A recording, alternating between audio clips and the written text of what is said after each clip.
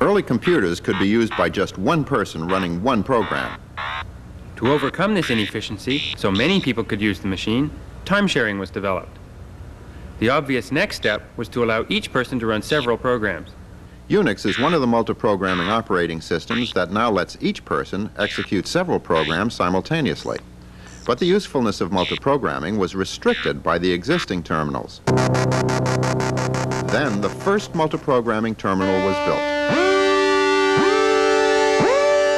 The BLIT fully exploits the new style of operating system.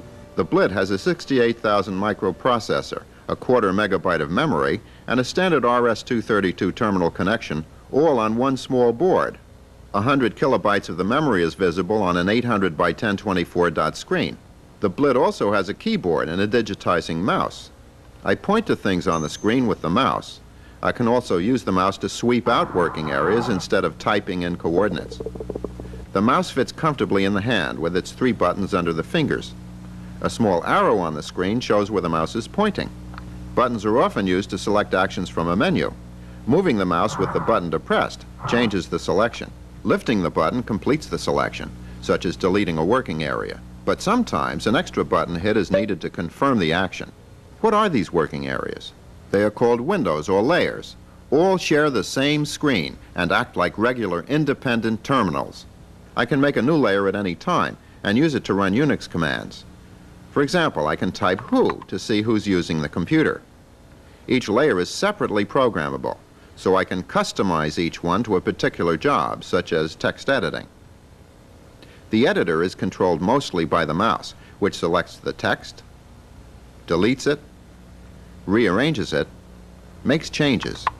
When I want to compile a program, I don't have to exit the editor. I just go to another layer and type make.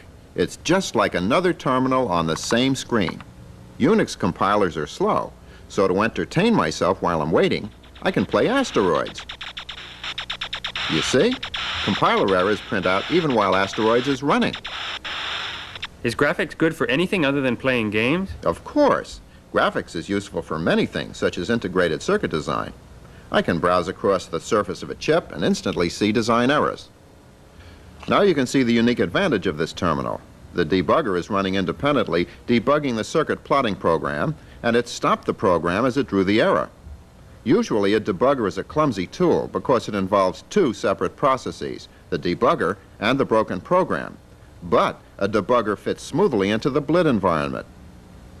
I've always been able to think about several things at once, but the terminals stood in the way. Through the combination of graphics and Unix, the BLIT has given me access to the power of multi-programming. It is the only terminal that lets people multi-program.